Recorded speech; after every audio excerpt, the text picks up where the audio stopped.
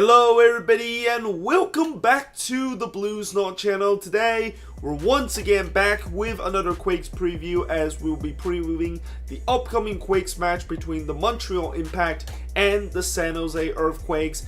And the Quakes, of course, are staying on the road, and this time they're going to fly all the way across the other side of the country, and I think this is the longest distance that the Quakes will be traveling, as they will travel all the way to Montreal to play this game.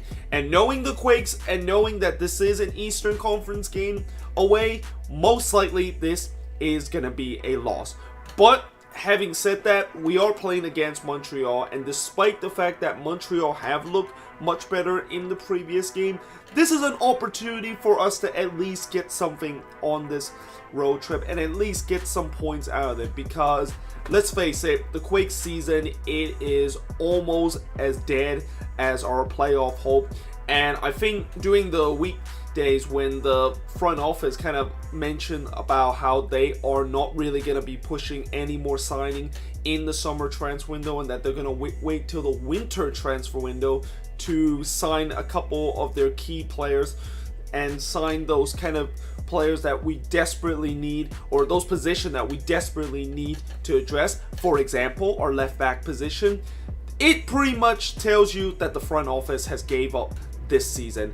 And what is so crazy about that is that even despite all that, I decided to renew my season ticket, and that I feel like I am not a normal person whatsoever, and that I am incredibly crazy of what I just done there. But yeah, I mean, if it feels like if the front office kind of gave up this season, then I might as well just give up this season. I might as well just not do this preview anymore and say kind of a goodbye to all of them. And yeah, thank you for watching. I hope to see you guys next time. But actually, do not turn off the video just yet or exit the video, because we still have to do the players that we got to watch out for, and also the starting 11, and also my prediction for this game. And in terms of the players that we got to watch out for, well, it's pretty clear that who are we going to watch out for in this game. It has to be Nacho PRT. I mean, this is the guy that is literally the only reason why this Montreal team is relevant,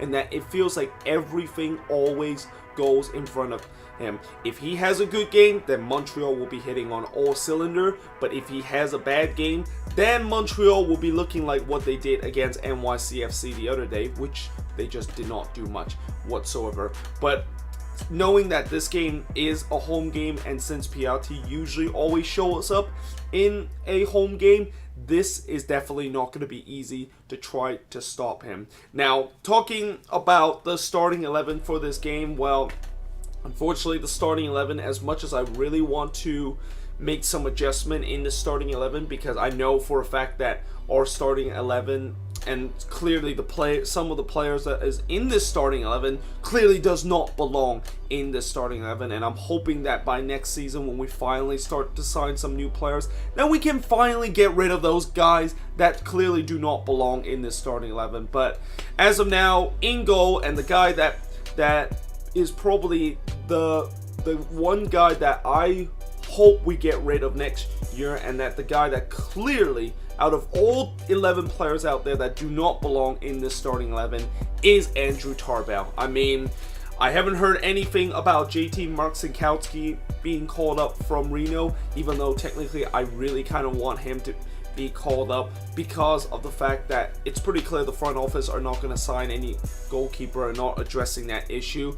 And that since Marcinkowski is doing so well with Reno right now, why don't we at least give him a chance? I mean, Tarbell is just absolutely garbage right now, and unfortunately, as bad as he is and as garbage he's been so far this season, we just have no replacement, because our backup goalkeeper is also pretty garbage, and we just have no answer besides putting Tarbell there. So Tarbell is going to be in there, but I have a feeling that it's going to be a matter of days before Marcinkowski is going to get his called up, and he is going to get a chance to start in that starting 11, and hopefully once he gets to be our goalkeeper that he can definitely do much better than Tarbell. I mean, surely he has to do much better than what Tarbell has been facing so far this season. Now in the left back position, another position that we have to address, but we're not going to because the front office want to wait till next season to address, is going to be Partida, because that is also the only reliable left back that we have right now. And then in the center back partnership, it's going to be Ockford and also Cummins. Decided to go with the same back line because, you know, it doesn't really matter who in the world do you put in the back line nowadays. I mean, it just feels like, unless if Youngworth is not in that center back row, then this back line will be just as ineffective as it is. Although, to be fair, I think this might be also the first time where we might get Goran Klichea in this game, because technically we have already passed the July 10th transfer window when it's open, so technically he should be a Quakes player by now. And if he is, then I think he will make a debut in this game. And then in the right back, it's going to be Nick Lima. In the holding midfield, it's going to be Jackson Yu and Florian Youngworth. I think this is one of the few times that I decided to put Youngworth in that central defensive mid position, because I always said that I want Youngworth to play in that center back because our center back core is just absolutely garbage. But the reason why I decided to move him in the holding mid is because I just don't want to see Godoy in this starting 11. Like, it's pretty clear that Godoy is going to be one of those guys that I'm hoping we will get rid of next season, because he is a clear liability in this midfield. He's one of the many liability that we have on this team. So instead, I'm going to give the youngster Jackson Yu a chance. And then in the right wing, it's going to be Vako. In the left, it's going to be Eriksson. And then going forward, up in the two striker, it is going to be Wando and Hussein. You know, Wando, obviously, I think he's 5 away from breaking the records. You know, some people say that he's not going to break it. Some people says he is. To me, I really don't care if he breaks the record this year or not. As long as if he gets the record, then I will be very happy.